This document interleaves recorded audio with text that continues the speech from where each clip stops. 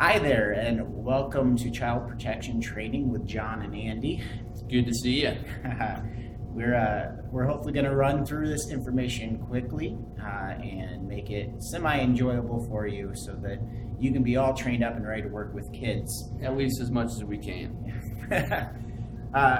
When we're talking about child protection policies and the rules and guidelines within, really what we're talking about is landmines and million-dollar mistakes. Imagine you walk up to a minefield and the signs are all posted saying it's a minefield. You want to get to the other side. There's good things on the other side, but you need a map. You need something to show you where all the mines are, and that is what the Homewood Child Protection Policy is meant to be, is a map for you to know where the landmines are and be able to get to good things in children and youth ministry without hurting yourself or somebody else in the process. So our three big goals is to keep families safe. We want parents to trust us. We want children to be truly cared for. That's going to just create an environment where kids can thrive and families will come and our church will grow.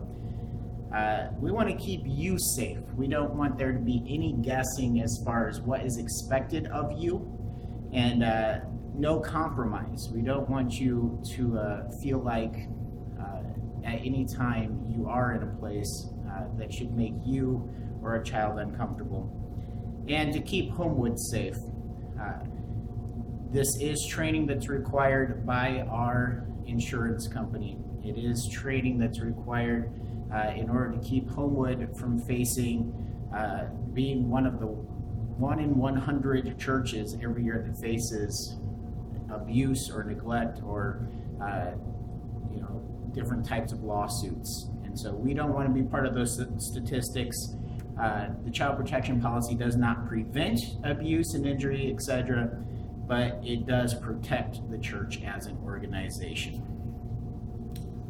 With that being said, our first thing that we're going to cover is staffing in youth and children ministries. And in order to do that, we honestly have to have some worker requirements. Our first worker requirement is in regards to attendance. With attendance, we need you to be involved or in regularly attending Homewood for at least 6 months. Now, with that being said, there are some exceptions that can be made. For example, let's say you're a new hire. If you're a new hire and you and your spouse want to be working with children and youth, obviously there's going to be an exception made there because we hired you. With that being said, there also are some other exceptions that can be made. One is if you have a vested interest in the ministry, let's say your child or your student is going on an event and you would like to participate with us in that, well, yes, we'll definitely allow that to be able to be allow that to happen because you have a vested interest in your child or student.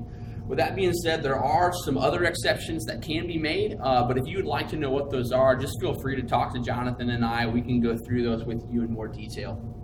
The second thing that's required in order for you to partner with us is there has to be an application process so that we can get to know who you are and what you're like, what your faith story is. And the third thing that we need in addition to that application is a reference check.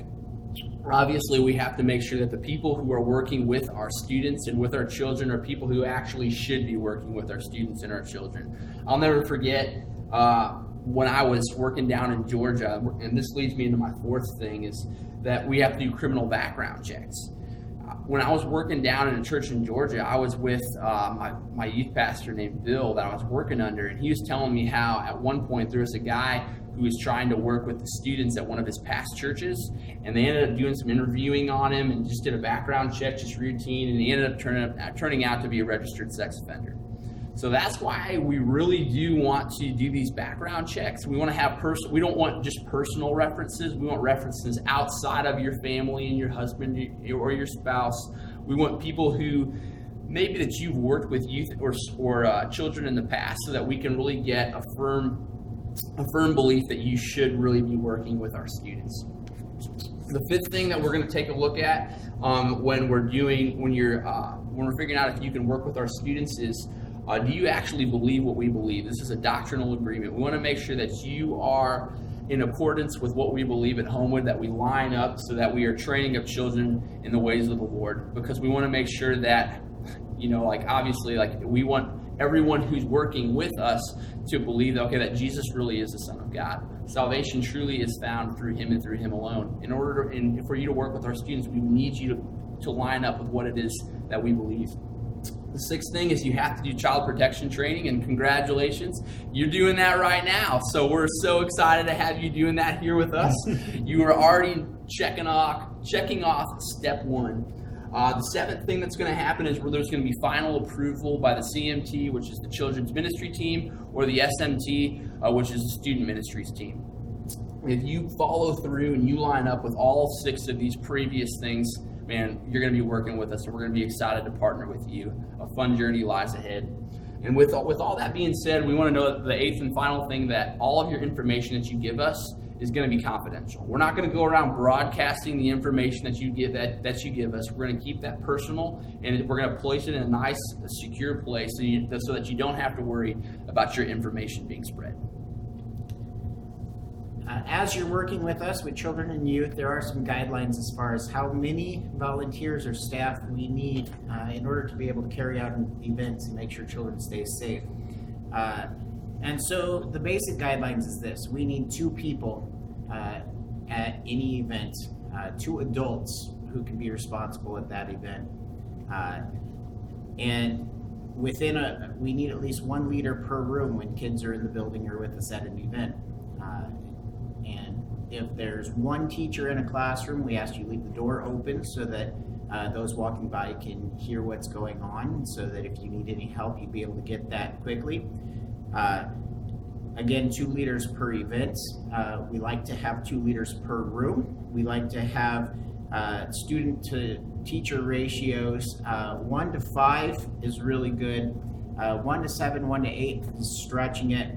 When you get to the younger ages, when you get to preschoolers, a 1 to 3, a 1 to 4 ratio is about the tops we want there. And in the nursery, a 1 to 2 or a 1 to 3 are really the top we want there, because we want to make sure our kids are taken care of and make sure we have plenty of people, no matter what you're doing, so that you're not caught alone with a minor and you're not caught in a situation where you're being accused of something you shouldn't be. All right, with that being said, we also have some driver requirements. Man, I would love if you would be willing to be a driver with me with some of our events, because, man, we always love to go on events, but finding drivers, it can be tough. And honestly, it's super simple. If you have a vehicle and you drive, man, it's just that simple to drive a 15-passenger van. There really isn't much more of a trick to it.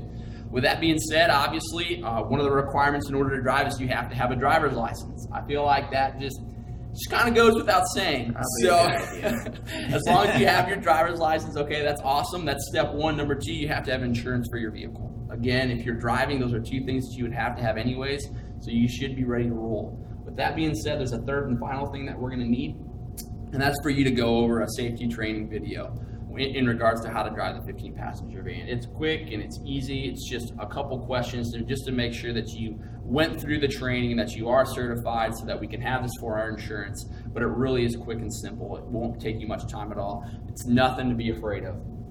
One other thing that we want to know is that whenever we're doing an event, if a child is under 18, they're not allowed to be driving their vehicles during an activity. Or if a student is 18, they're not allowed to be driving anyone who's under 18, because they are not illegal. Because those people cannot sign off for themselves unless they're 18 years or older. So we want to make sure that they're always with us in the 15-passenger vans, or with another responsible adult who is driving. While we're driving, obviously want to make sure that there's a seatbelt. There's a seatbelt on. I know when I was growing up, I was always the guy, especially when we'd be going on long mission trips, slowly slipping off my seatbelt and trying to slide on the floor so that I could fall asleep. Man, watch out for students like me. Make sure that you actually have your students with the seatbelt on, just in case an accident does happen. They're going to be safe. They're going to be taken care of.